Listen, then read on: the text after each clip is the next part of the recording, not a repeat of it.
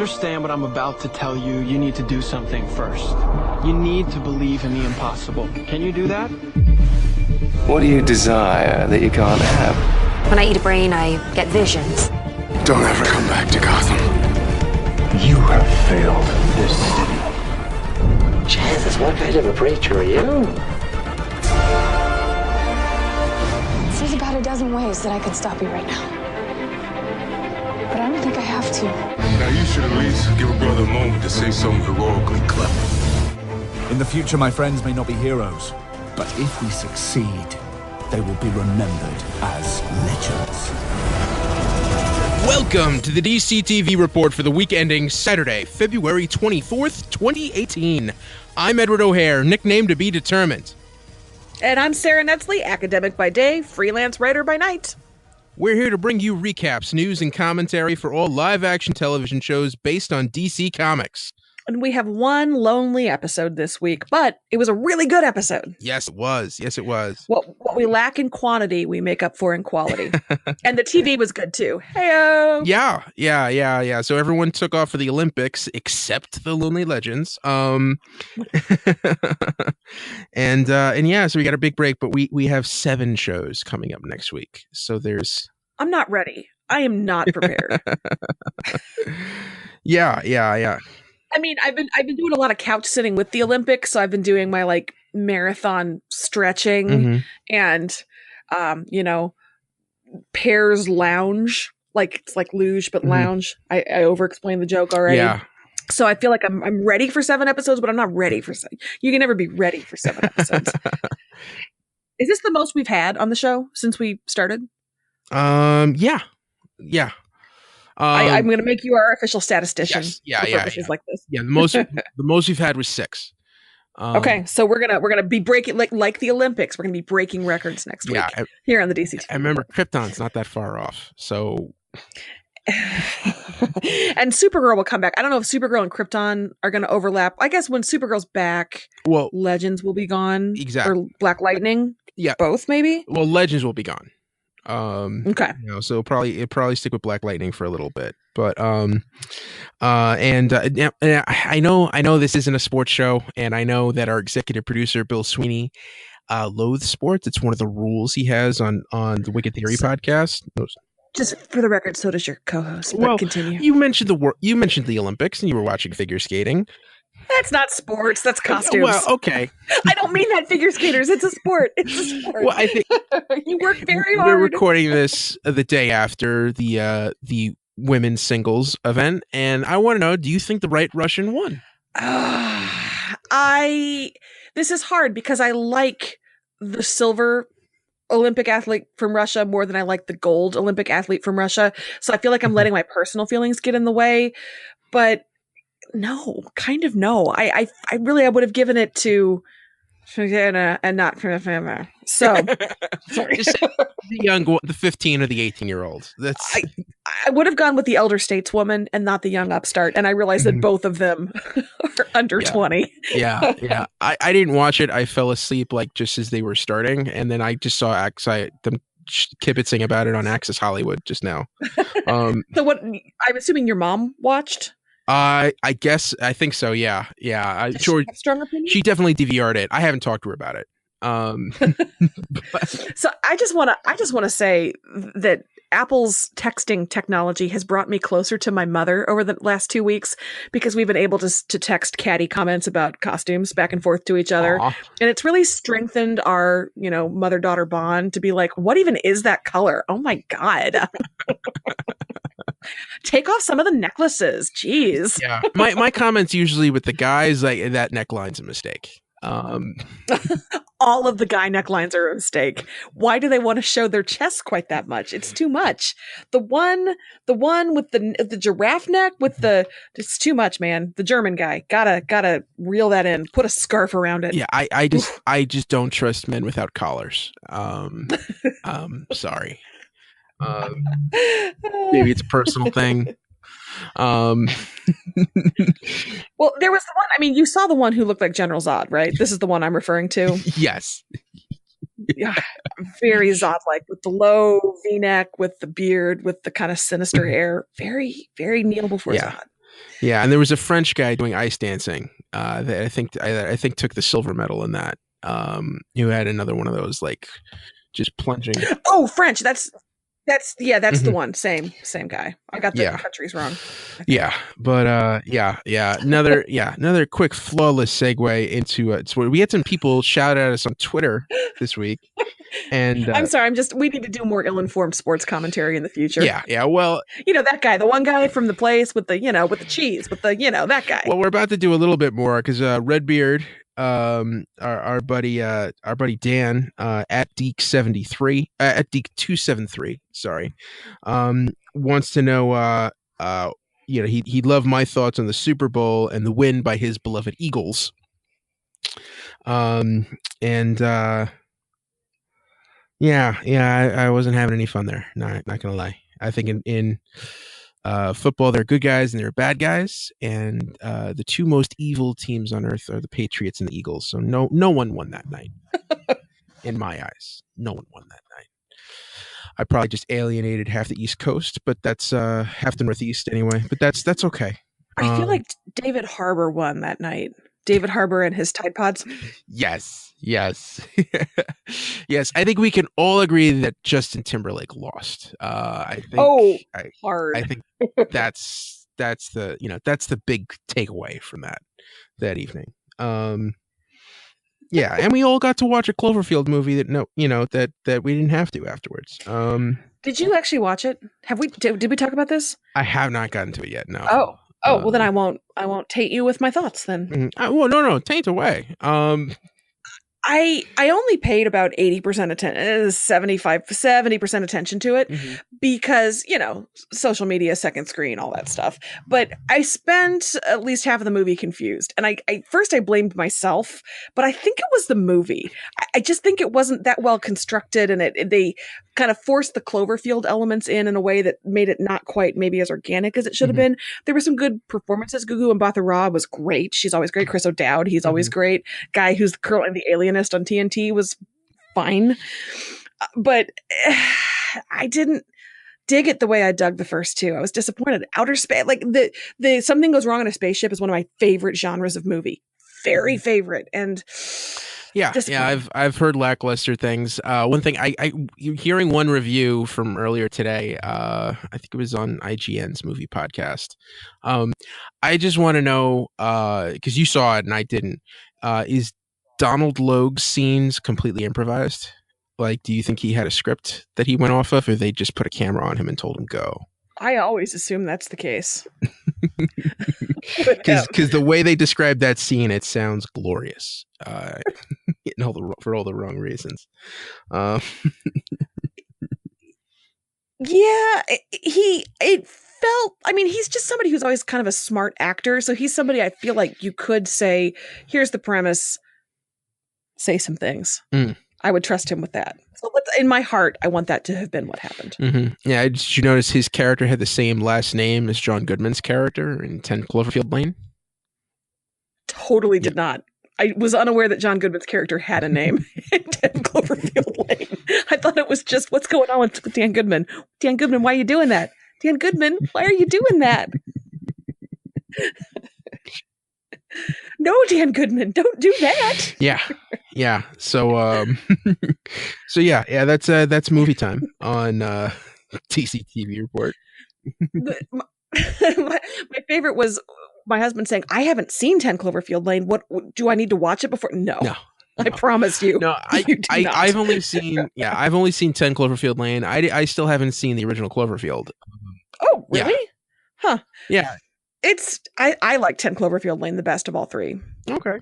So you chose the one to see. Yeah. It's great. And John Goodman's character, that's one of those movies I watch and like, oh, that's scary because I could be that guy. I love. I thought you were going to say you love it when dudes play against type or something, but no, you took it to a creepy place. No, it's like, oh no, there's a path. Like I see like, oh, that could happen. I could. Oh no. I'm relating way too much to this character. Like, oh God, no. Please no. Not to scare everyone in our audience. Yeah, the sound you hear is me dialing 911. Yes, I'd like to report a. But yeah, if I ever did decide to build an underground bunker, yeah, I would run it probably the same way. Oh my God. I'm still not over. I was once upon a time I was a newspaper reporter, and back when newspapers still had budgets, they used to send me and the photographer out together to do stories. We sometimes just kind of drive around and look for things to write about. Well, once we got sent on assignment to a guy who was installing an underground bunker.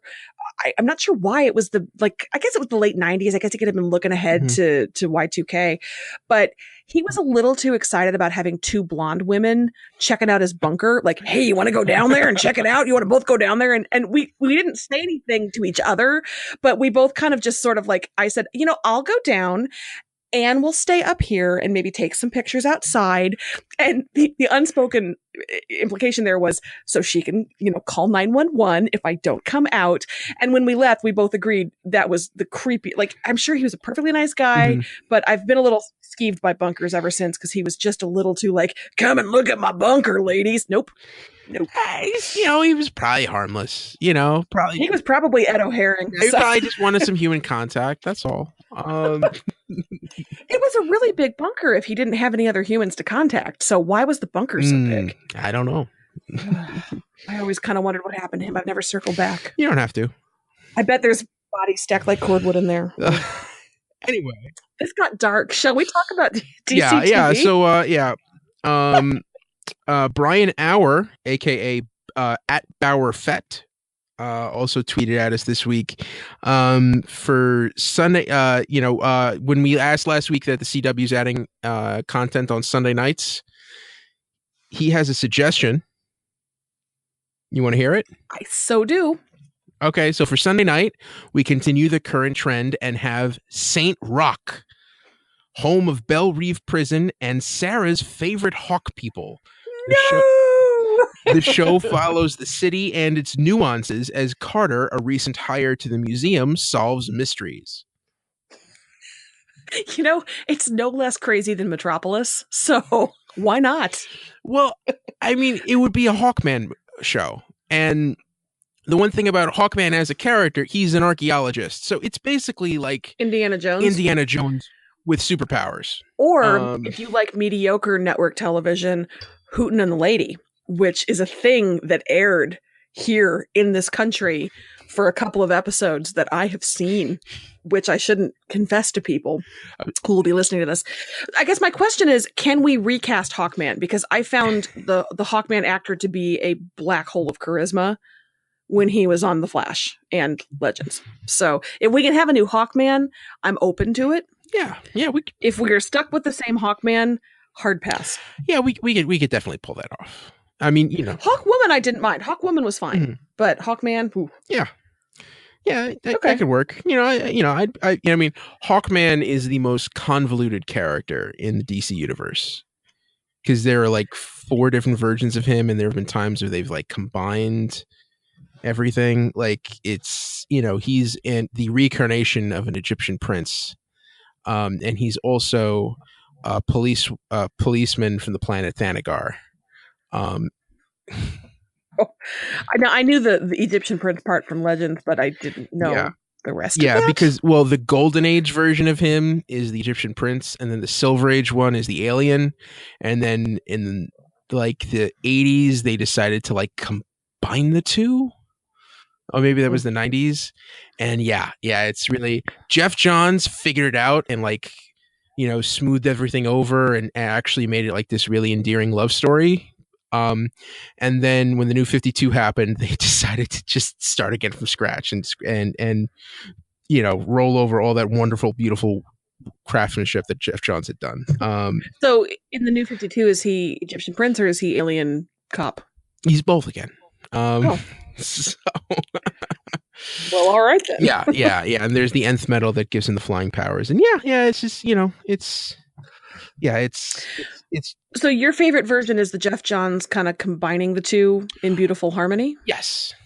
Version? Yeah. Okay. Yeah. Well, also just because the love story between Hawkman and Hawkgirl, in that I think is really cool, because they do sort of the same thing where, like, she's reincarnated and she's immediately told, oh, you're supposed to fall in love with this guy, and she doesn't know him, and it's them, she initially rejects him, and then they grow to know each other, and it's actually kind of sweet. Check it out in the pages of JSA and Hawkman from the late 90s, early aughts. Okay. Mm-hmm. Hey, remember when we were like, one episode this week, we can do this in 20 minutes? Yeah, we're 15. LOL. Yeah, and one other tweet that I think we need to address. So Agent Palmer has been trolling for someone named Frankie Mogwai to contact us.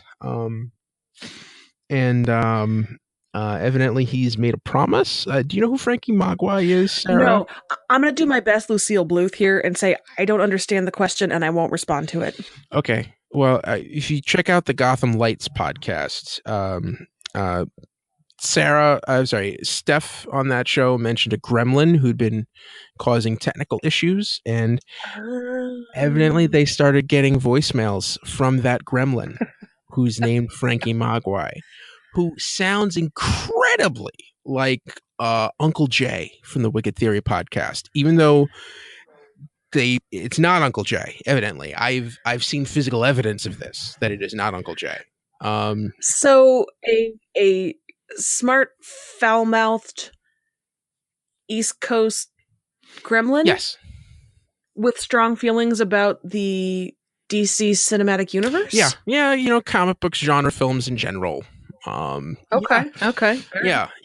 There's some great YouTube clips that there's one particular one that's up right now. You could check him out. He has a Twitter account at Frankie Mogwai. So big plug there. And I don't know if we'll hear from him, but well, hopefully we've sorted out your microphone stuff, so there would be no reason to hear from him. But yeah. I don't know. There have been threats made, so we'll see about that. All right. I think it's time to do the recap. You ready? I am so ready. Is Frankie Mogwai ready? Let's not find out. Let's just go for it. Okay. All right. So, DC's Legends of Tomorrow, Season 3, Episode 11. Here I go again. Zari got stuck in a time loop trying to save the Wave Rider from exploding. While in the loop, Zari learned that Constantine warned Ray that he may need to kill Sarah. Nate and Amaya keep having sex and memory flashing themselves afterwards. Mick is writing a sci-fi erotica, and Sarah's been flirting with Agent Sharp but isn't sure if she should close the deal. Last minute reveal, Rip snuck into a monastery in China and asked Wally West for help. Ed, I have one thing to say, and that is, I assure you, Commander, the cards are sufficiently randomized. Like, that is literally what I said out loud when I realized what was happening in the episode, and then Ray actually referenced it, and so that made me happy. So we can loop back and explain that, but I adored this episode. How about you? Yeah, I thought it was great. I'm actually like really surprised that we're 3 seasons in and this is the first time we countered. And I think one of the characters actually says that. I can't believe we haven't had one of these before. Same character who I don't remember who said that. But same. Yeah. Quick shout out. At Bauer Fett also did tweet at us that this is best episode of Legends ever. Though he scared the Rory storyline will enter his dreams. So I have 2 thoughts. One is that I totally agree with him on that.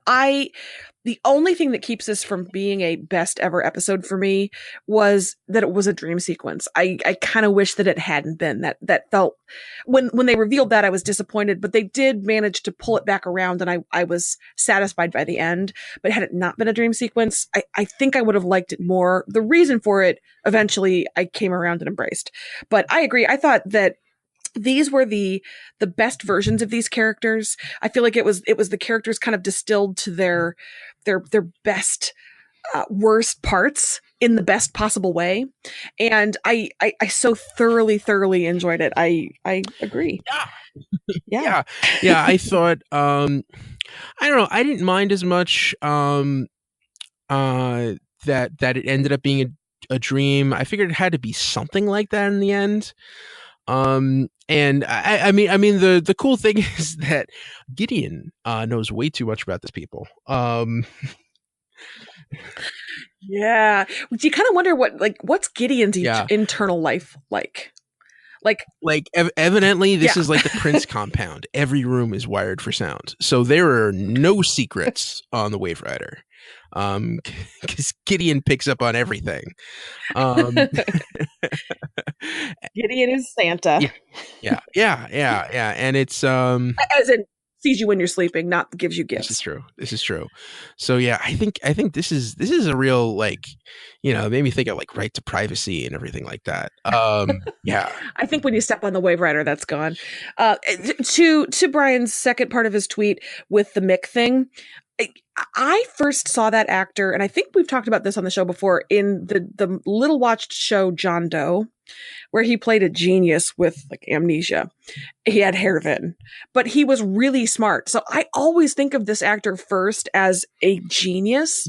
So to see him play Mick was really hard for me at first. So him in glasses pounding out a novel, I actually enjoy, and legit, if they want to publish this under his name like they did with Richard Castle, I would read it. I would 100% read Mick's sci-fi romance. And finally, he'd found his home novel. Please give it to us. You know, if it's a creative outlet for him, and that's one less reason for him to go uber violent with that heat gun, I'm all for it. And he can take the heat gun to drafts that he's not happy with. I mean, there's some good synergy there. Paper, burn. Yeah. Also, I was much less creeped out by Mick's storyline than I was by Steel and Vixen. I'm sorry. In this episode. Yeah, sexing each other up and then flashing each other over and over again forever. Yikes. Yeah. That's not going to end well. That's just like, oh my God, just get it over with, man. Why do you got to lie to yourself? Wait, so are you saying like break up, get it over with, or just be a couple again, get it over with?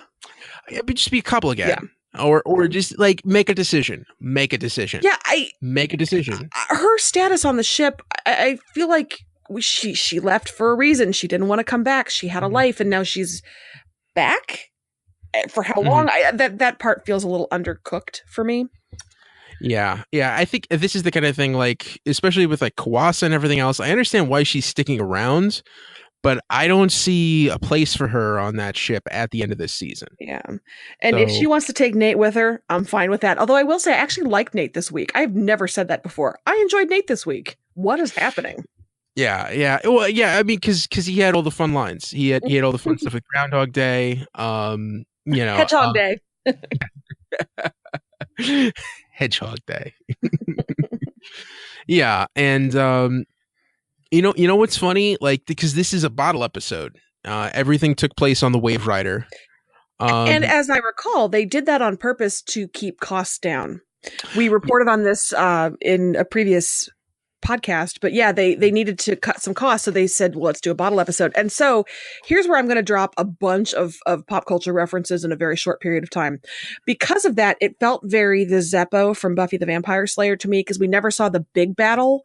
We saw them coming back from the big battle, so they saved a lot of money by them being like, yeah, we really kicked their ass, and swaggering in.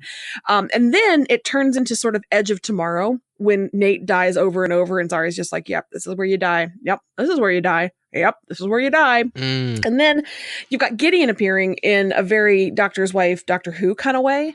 So it referenced a lot of things I love, but I loved it. Very homage-y. Yeah. I mean, I think, in terms of, there are a lot of great examples of this. They used to do this on Star Trek: The Next Generation all the time. Speaking of, at one point when finally we've resolved everything and it looks like we're back on solid time, at some point you hear kind of disembodied clapping, and I actually said to my husband, "Is it Q?" And that was yeah. Now, one thing I did not mention in the recap was Gary. And Gary. Gideon said she threw him in there for a laugh, and not gonna lie, when he showed up, I was like, "Oh, Gary!" Oh, there you are, Gary. Do we agree that Gary gets kind of a raw deal? Like, Gary's doing his best. Gary's not a bad guy. Yeah, Gary's trying. Yeah. That guy deserves a raise. Yeah. Either that or the chance to get fired and get a normal job. Care. So when you see a time loop episode like this, do you go Groundhog Day, or do you go as Ray did and as I did, Star Trek: The Next Generation, cause and effect? Which one is your kind of touchstone there? I mean, I kind of go with all of those at the same time. That and Edge of Tomorrow, and Not Happy Death Day. I haven't seen that one yet. Me either. To me, this is a trope. It's fine, and I thought it was executed well. I do like the way that we kind of got to know Zari a little bit more, and I think this was a fun way for everyone's baggage to kind of get aired out. Mm-hmm. I have always liked Zari since she came on board. I've enjoyed that character, but this, if I wasn't already on board with her, I would be 100% now. She was great. She was funny and brave and exasperated, and this was a fantastic way to cement her character with the group. I did think it was a little strange that she spent the last 5 minutes of possibly her life, so she thought, giving romantic advice. You two, you should be together. You two, you should be together. You, Mick, you keep writing. but yeah, I thoroughly enjoyed this time with Zari. It was a smart thing to do, to give her enough time to sort of be with the characters we know before giving her her own outing. And then you do this in an episode that's so fun and so grounded in sort of the history, and it references the characters that we've come to know, to love, but it also moves them forward by forcing Ray to tell Sarah about what Constantine said, and forcing the bang and forget couple to not do that anymore. It's just I liked it. Yeah, I also liked the fact that once Sarah found that out, she was like, "Oh yeah, he's right." Oh, and I have always loved Sarah Lance. She was, I thought the tension between her and Zari got dialed up a lot this week in a way that I didn't think that felt totally natural. It felt a little ginned up for drama here, but I like the episode so much I'm willing to let it slide. But you're right. As soon as they explained what was going on, Sarah was on board. Okay, how do we fix it? Let's do this. And that's very Sarah Lance, and I really enjoyed that. Yeah. Well, I also meant the reveal of what Constantine told Ray, that she was like, "Oh yeah, you better be ready to kill me if that happens." That kind of falls in the same category, that Sarah's just like, "Nope, gotta do this. Oh, yep, gotta do that too. Gotta kill me if that's what it comes to." And she and Ava are adorbs. Yes. And speaking of Olympic figure skaters who have questionable necklines that show too much chest, Brandon Routh's neckline was super low this week, and he had a huge gold belt, and he had gold stripes on his bell-bottom pants. Pulled it off, making it work. Hats off to you, Brandon Routh. Big floppy 70s hats off to you. Were they ABBA? Were they an ABBA cover band, or like what was going on there? Or were they just? That's part of the joy of this episode is we don't know. No. Did you see that dance video that they threw up? I did. Oh, so funny. Yeah, I thought that was great. Yeah, everyone go check that out. All right. So I guess the introduction of Whyyyy, his hair seems improved. Oddly enough, yes. Yeah. That it took Chinese monks to figure that out. Hey, you got to do what you got to do, man. If it takes going to China and meditating for however long it's been, if that improves your hair, God bless. Yeah. I mean, what do you think Rick needs him for? Is it just like he needs a speedster to pull off this part? It makes me wonder if he's got some kind of time calculations that have told him you need somebody fast. I'll be curious because clearly they're shuffling the deck of characters in the DC universe, and they have decided to move him over to this show. So how organic is that reason going to turn out to be? I hope they've done a good job of making it feel right and authentic that he'll be joining the team. We shall see. I'm just glad to see Rip again. There has been a sad lack of Arthur Darvill this season, and I don't like it. It's time he comes back. Yeah. On the other hand, that does undercut the whole Captain Lance thing, and as I've just said, I adore Sarah, so I don't know how that's going to work, but I would like to see him back. Yeah, and it's weird because like I feel like they set him up as running the Time Lords, and I feel like they immediately tore that down. I feel like I would have liked to see him in that position a little bit more. Oh yeah, it's like they forgot he existed. Mm-hmm. I kind of forgot the whole Time Lord thing existed. We haven't seen much of them other than the Skype flirting that Sarah was doing with Agent Sharp. So that has sort of fallen by the wayside, but that's okay. Again, with an episode that I enjoyed this much, I'm willing to forgive any number of things like that if they keep churning out quality content. Yep. Is that it for the episode? You want to head into news? I just have to say, Sarah complains about Zari eating too many donuts, and then at some point in one of those eternal cuts of what she was doing, she's eating donuts and reading Mick's book, and like, just perfect. Okay, yes. Now we can head into news. There we go. All right, so with some casting news, or not casting, but guest star news, Violet Bean, who plays Jessie Quick, one of the speedsters from The Flash, will appear on episode 15, Necromanting the Stone, which also is the episode where Constantine comes back. So a couple of guest stars there. All right. We have John Noble, who is voicing Malice. John Noble, star of stage and screen. Total awesome fella, is going to appear not just in voice form as Malice, but he's going to appear as himself, John Noble, somehow, somewhere, somewhen. They haven't really said how that's going to happen, but John Noble's going to be John Noble, and I hope it's a surprise. I hope they don't tell us it's coming, and I hope it leaves us open mouthed. What, does that mean he's physically going to be on screen, or that he's playing himself? Yeah. I mean, that's he's physically going to be on screen playing himself. Oh. Playing himself. Yeah. Oh, okay.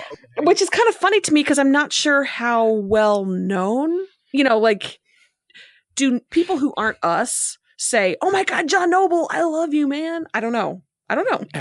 That's a weird poll. Okay. Yeah. Let's see. A little bit more in the character appearing. Jonah Hex apparently is going to appear in the season 3 finale. And that leads into a comicbook.com article about the Legends, which is number one, this week, when you're listening to this week's episode is going to be the pirate adventure that the team is going to go on. They're going to be searching for the Earth Totem. This circles back to the mid-season premiere when Amaya was told, "Oh, you're one of the 6" by Damien Dark's daughter. And so that's the totems, and we know about 5 of them. The Earth Totem is missing. But comicbook.com talks about, the 6th totem, we don't know what it is or where it is or who has it. They're speculating that it could actually be with Jonah Hex, and that totem could be time. Okay. So, yeah. Yeah. Which would fit this show. I mean, playing with time. Definitely. Yeah. And Hex has interacted with our time buddies a couple times now.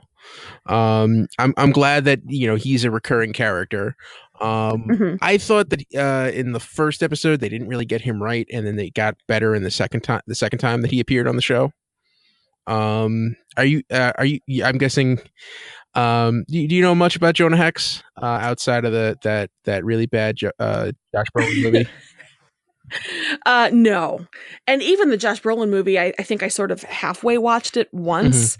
So I know very little other than that's an amazing character name. So enlighten me.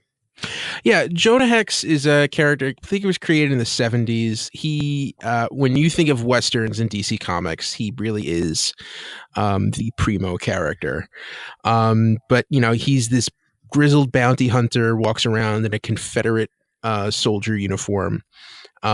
He was raised by Indians and tortured. He has this scar that just basically looks like skin folded over on one side of his mouth. He has this really ugly look. There's if you want a great set of stories, there was a new 52 book called All-Star Western that features adventures with Jonah Hex and Amadeus Arkham. I was just going to ask, when you say All-Star Western, are there a lot of DC Western characters? Yes, there are. Oh. Jonah Hex is really the only one that gets a lot of love, but okay. There are I mean, same as like, their war characters or their horror characters. There was a line of books in the 50s through the 60s, where they had a bunch of westerns. I'm trying to think of like names like El Diablo, that's one. Nighthawk and Cinnamon. Okay, was Cinnamon the horse? No, it was a guy-girl team. Oh, that's somehow worse. Unless Cinnamon was the guy, in which case, hats off. No. They it was like they were mass bandits. It was like Lone Ranger and his and his girlfriend in in masks, defending the Old West. Nighthawk and Cinnamon are actually in legend one of the reincarnations of Hawkman and Hawkgirl. So so there's a lot of different Western characters that you could run into, but Jonah Hex is probably like the primo, just because he's this I just think he's the most fun, and there's been a lot of great stories about him, but the one thing about him, he's kind of like a Han Solo in that he doesn't care. Whatever your problem is, he doesn't care, and he always gets dragged in, and he has to save people because they're stupid. And and the idea of him being sheriff of a town really makes no sense if you go by the comics, which is the way they had him originally. And he's this roaming bounty hunter who just always finds a way to get into mischief. So, but again, I think the second time they had that character, I think it was a little closer to what they had with the comics, and I'm hoping this time it even gets more like that. That's enough. I gotta shut up now. Yeah, no. I love comic talk with Ed. I hope that was interesting. Yeah, for sure. Yeah, I get self-conscious. I don't know. But yeah, if that's with time, that's it. Yeah. Anything more in that story, or was that? Nope. Okay. That's it for the story. That's it for Legends. Okay. So news on other shows. All right, let's crash through the rest of the shows. So we've got some news on Lucifer. Tom Welling gave an interview to Variety and talked about what drew him back to TV. And he said he really liked the slow burn of his character, Marcus Pierce, that you didn't really know what his motivations were. He does know where his character's headed this season, but he doesn't know how the character ends. So that will be a surprise to him. And he also said the love triangle between him, Chloe, and Lucifer is going to heat up, leading me once again to say there's no kindling there. There's no wood stacked under the pot that's supposed to be boiling. I don't under... Are you doing a lighter that's not catching? Is that what's trying happening? to do that? Is it working? No, it worked. It totally worked. But yeah, they keep talking about this love triangle, but Pierce is so indifferent to Chloe. They're going to really have to do a 180 with that character's. Whatever. Well, I see. See, now I'm trying to think. Is it a relationship between them, or is the triangle Lucifer and Chloe now fighting over Tom Welling's affections, like both trying to get him to like them? Ooh. Is that it? Is that what's going on here? I can't tell. That I'm interested in that, but Tom Welling suddenly being like, "Oh, Chloe, she seems nice." When we've already established that he was fine letting himself get shot in her vicinity, and that kind of basic disregard for her safety. That's hard to pivot away from. So. I don't know. I trust Lucifer. I like Lucifer. They have not let me down in the past. So I'll give them some rope, but I don't know, man. Let's see. March 12th, the episode titled Let Pinhead Sing is going to involve big arena pop concerts. So we should, I'm assuming, have some divas, some roadies, some sound guys, some people for Lucifer to interact with. Did you see that Showtime show, Roadies? I did not. Yeah. I had read not great things about it, so I didn't bother to see that. I checked out the pilot thinking it might be like Cameron Crowe, like Almost Famous and Before, and it turned out no, it was Aloha Cameron Crowe. Oh no, the worst Cameron Crowe. No. I love Carla Gugino. I love her. So there aren't, I would check her out in almost anything, but even that was a step too far for me. Yeah. Yeah. Anyway, sorry for the tangent. Moving on. Let's see. That's it for Lucifer. Moving on to Supergirl. Comicbook.com had an article that also throws in on this theory that Kara could be the third world killer. I am still not convinced, but this one at least had a little bit more evidence, and they're saying that in the comics, in various incarnations, her parents, either her mom or her dad, have been involved in the creation of the world killers. And so because of that linkage, perhaps she was like adopted, even though she was created to be a world killer, or somehow she's associated with the world killers. And that overall, it fits this season's theme of identity. Kara's struggling with, am I a human? Am I an alien? Who am I? Who do I want to be? Throwing in, do I want to be a superhero or do I want to be a world killer? It would fit the theme of this season. Okay, and it fits the season, but I don't think it fits the overall show. It doesn't fit Kara. It doesn't fit Supergirl. No. I think we're grasping at straws here. And if they do that, I don't know. You'd have to go really hard to get me to buy that. The only thing I could think is it would let Kara, I guess, understand and ultimately maybe defeat or overcome her own nature and then help save Sam and Julia, maybe. And the only other thing I can think is this third world killer going to be somebody we've already met? Are they going to introduce somebody new for it? It would be kind of cool if it was somebody we'd already met, although I can't think of who in the universe of that show it would be. So I'm not on board with it. But this was the first. I've read a couple articles about this. This was the first one I read that I thought, oh, all right, well, I could see that kind of, but I hope they don't. Miss Tessmacher! Oh my god, can you imagine? So you're an actress who's cast to say one line every 10th episode, and then bam, season 3, guess what? Super villainous. I think put on your leather pants. I think I said that a couple weeks ago. I don't know. Yeah, I'm still amused by it. Still amused by it. All right, that's it for Supergirl this week. Because of course it's on a pretty long hiatus. It'll be back in April. Okay. The Flash, some guest appearance news. Violet Bean, Jesse Quick, whose agent deserves a raise. She is going to appear in the March 6th episode alongside John Wesley Shipp as Jay Garrick. Yay! To stop a nuclear bomb. I'm in. God, those things are so disrespectful, just like popping up wherever. I'm a nuclear bomb, try to defuse me. Let's see. Iris, as we have reported in the past, is going to suit up with some super speed.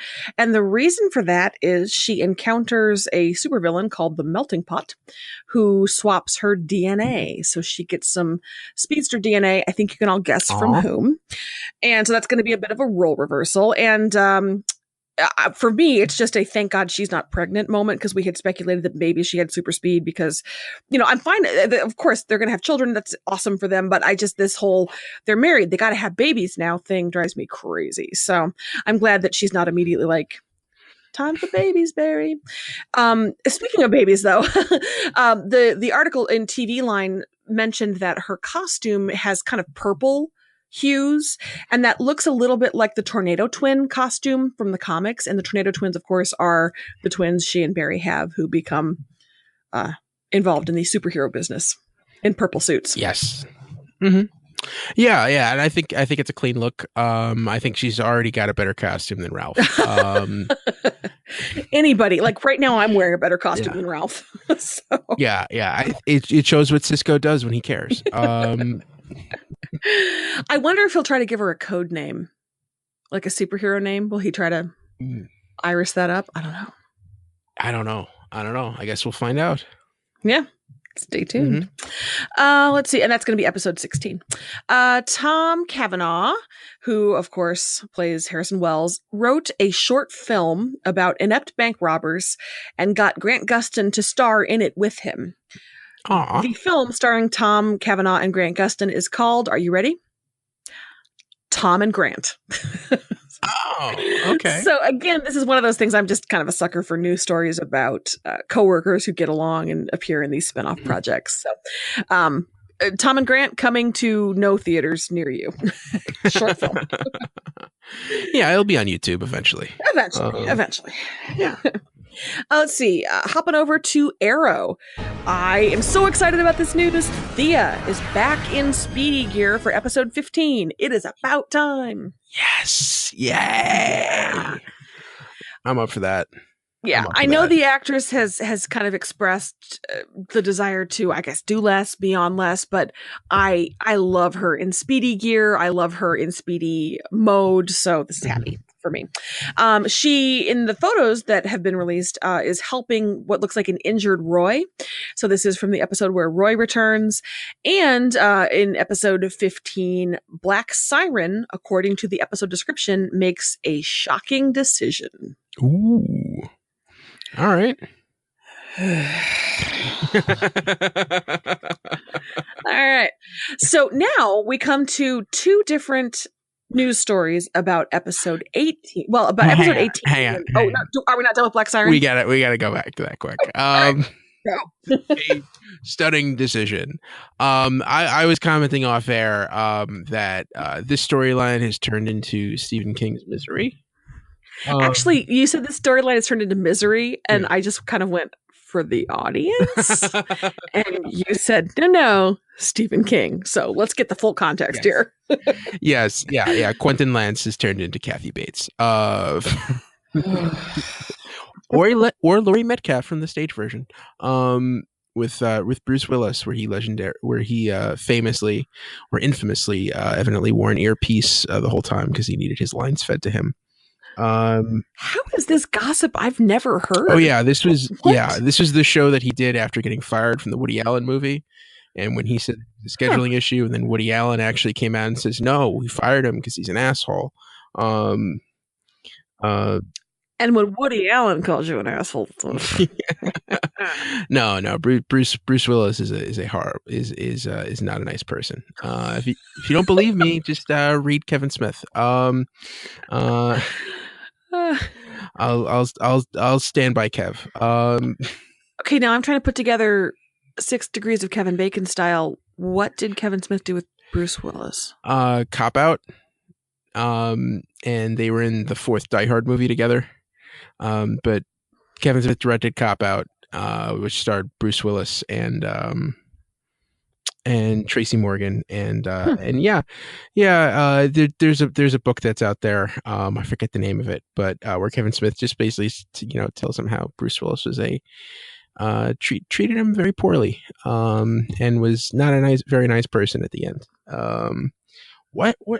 How are we getting onto this? We're talking about Black Siren, right?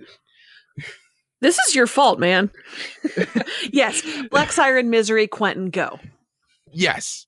So yeah, horrible decision, I guess, or a surprising. Maybe it's not killing Quentin. Maybe I don't know.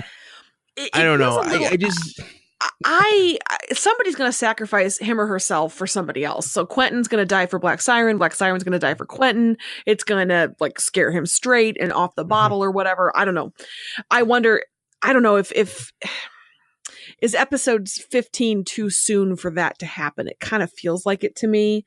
A Black Siren sacrifice seems like a season finale or a penultimate episode kind of thing, but I guess we'll see. Yeah, it just feels like extreme choices are about to be made. You could write promos for the CW. Black Siren makes an extreme choice. Quentin Lance continues to disappoint us with his character development. All right.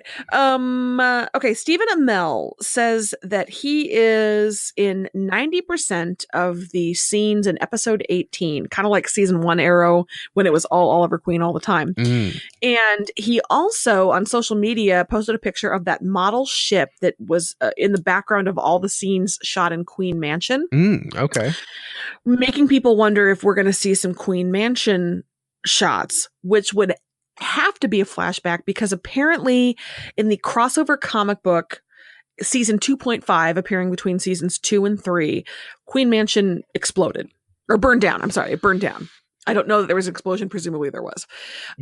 So if he's talking about the ship, he's in 90% of the episodes. And then we have a different story showing a picture he posted on social media of him in the season 4 costume with no sleeves. It shows the costume. It doesn't show his face. So that makes the writers of the article speculate that maybe he's got some kind of facial hair wig thing going on for a flashback.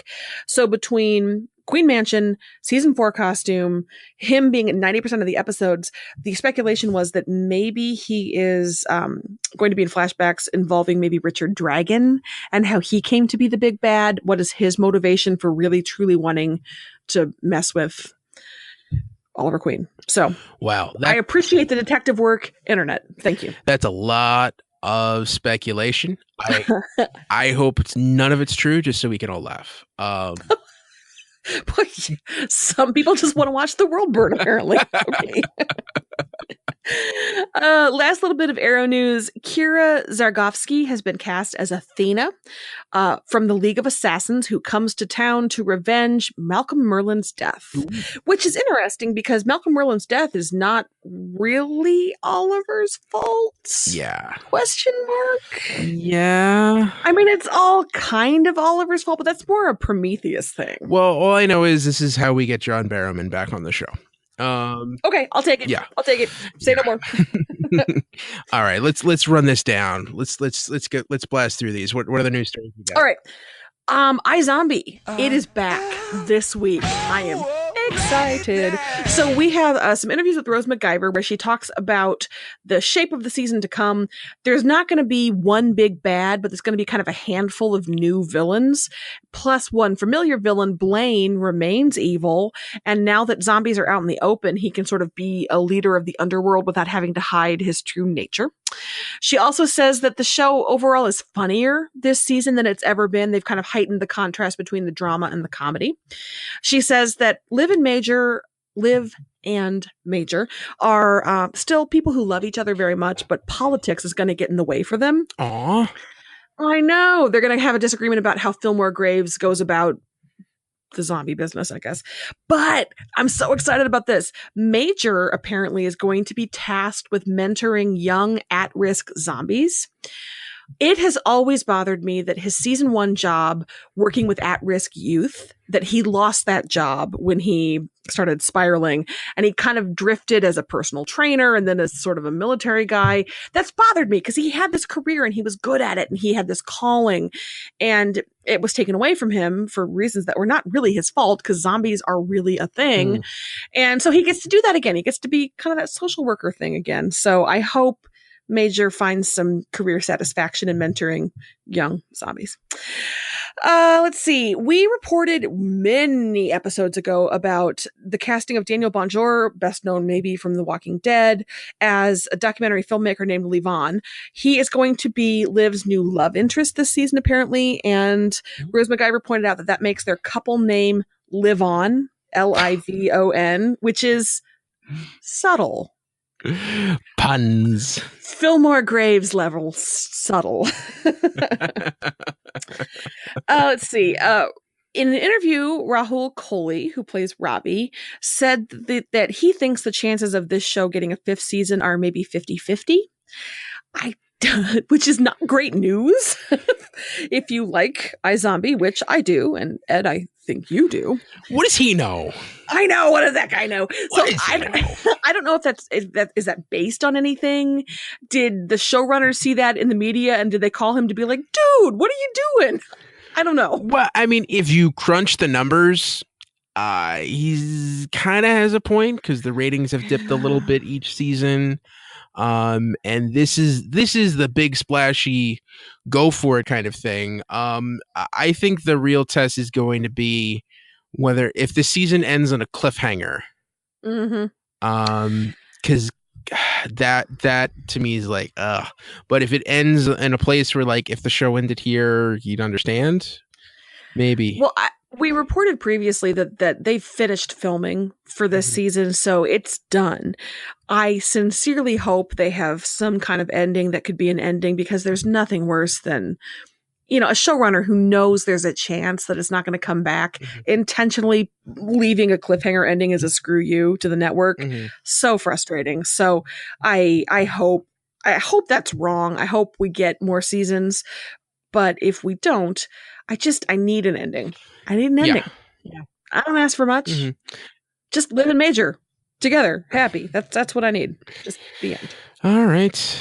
Yeah. Or I guess Levon. I shouldn't prejudge couples at this point. Last thing, another brain Liv is going to eat this season is rom-com brain. And so help me, if they don't somehow reference a Christmas Prince, I don't know what I'll do.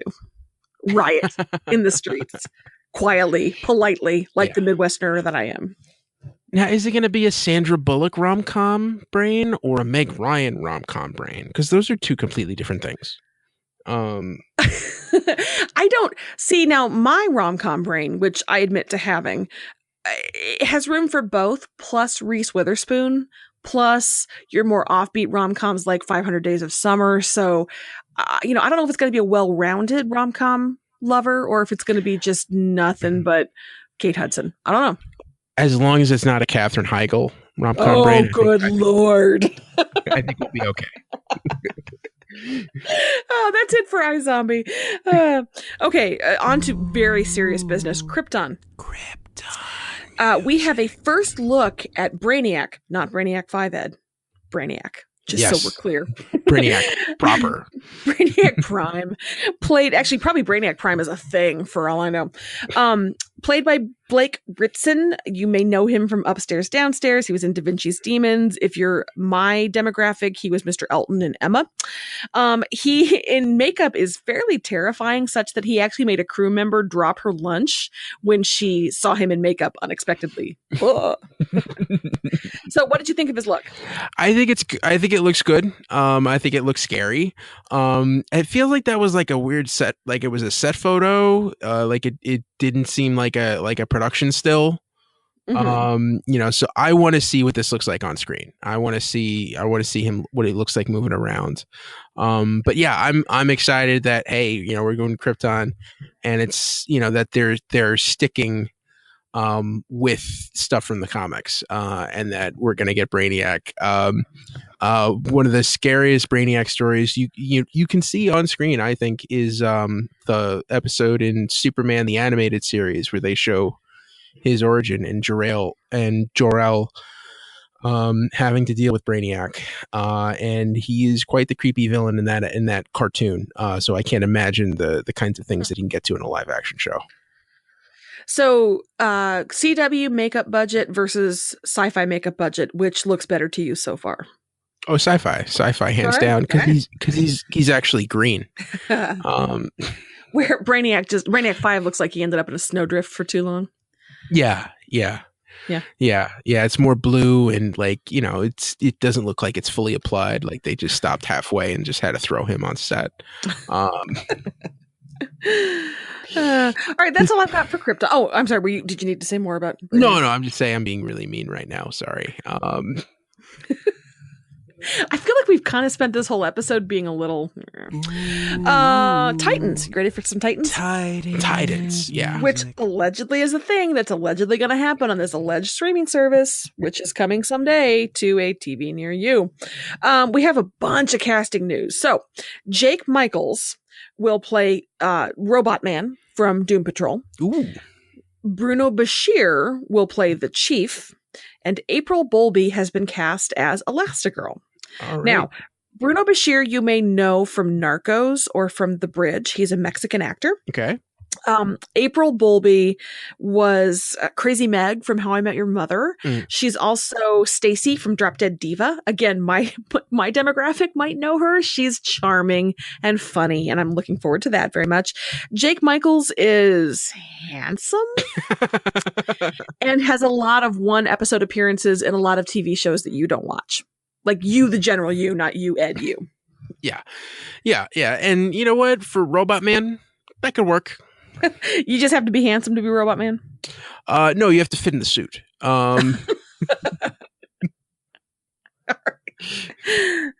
So is he like cyborg or is he pure robot? I mean, like Cyborg is a robot man. If it's a Robot Man I'm thinking of, he's a robot. He's a big. Well, then why is man in there? That's a misnomer. Because he's shaped like a man. And he. Now you can tell me the chief is actually like a lieutenant. Next. Elastigirl, really, she's just actually super flexible. That's all. Yeah. I got nothing. All right. That's it for news. All right. That's it for news. All right. So we're on to our winner of the week. Somehow this episode's longer than last week. I don't know how that happened. I thought maybe we could do it under an hour. We failed. No, it's my fault. We failed. It's my fault. We failed this. I kept talking about Olympics and then and Jonah Hex and it just got out of hand. But that's fine. That's good. This is good content. It's still good pod. It's good pod, as Adam Carolla would say. Good pod. Good pod this week. So obviously saying Zari as the winner of the week is too obvious. I think. Because clearly she won the week, but like, that's too obvious. So I'm going to go with Mick. He's putting himself out there. He's writing a book. Writing is hard work. You got to stick with it. You got to have a lot of faith in yourself. You have to kind of take a leap of faith to show it to other people. He didn't make that decision. It was sort of made for him by Gideon being super snoopy and then by Zari being the same. But Mick accessing his creative side, being vulnerable, putting himself out there. I applaud that. Mick, winner of the week. How about you? My winner was honesty. And I think this episode was kind of like, well, you know what? Gideon knows everyone's dirty laundry anyway. So let's just tell everybody else. And just I just, being upfront and letting things out in the open, it makes for a more efficient productivity. Well, you had improved relations between Sarah and Zari when they realized, okay, Sarah's concerned that she'll backslide and try to save her sister, and Zari understands that, and you're right. Open communication. Yeah. Ray discovered that all of his, trepidations, that that it's okay. He doesn't need to worry about going behind Sarah's back because you know what? She's okay with him doing what he's at. She's fine with it. Yeah.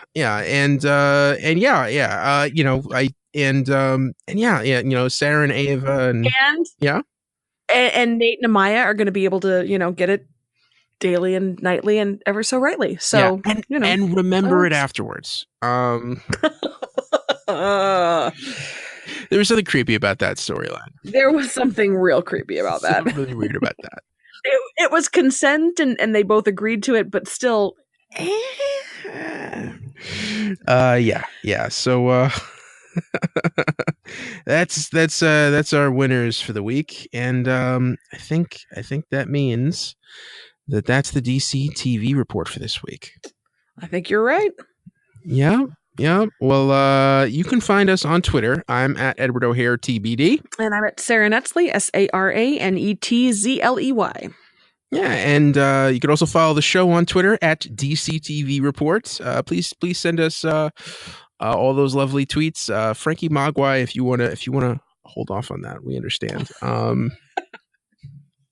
Also, if you have something a little longer, or another way to contact us is by email. It's dctv@wickedtheory.com. Also, be sure to subscribe to our show on your podcast app of choice. And check out our sister shows, the Wicked Theory Podcast and Preacher vs. Preacher. This has been a Wicked Theory Studios production. Executive producer Bill Sweeney. Visit us at wickedtheory.com. Shazam, everybody! Shazam! Shazam!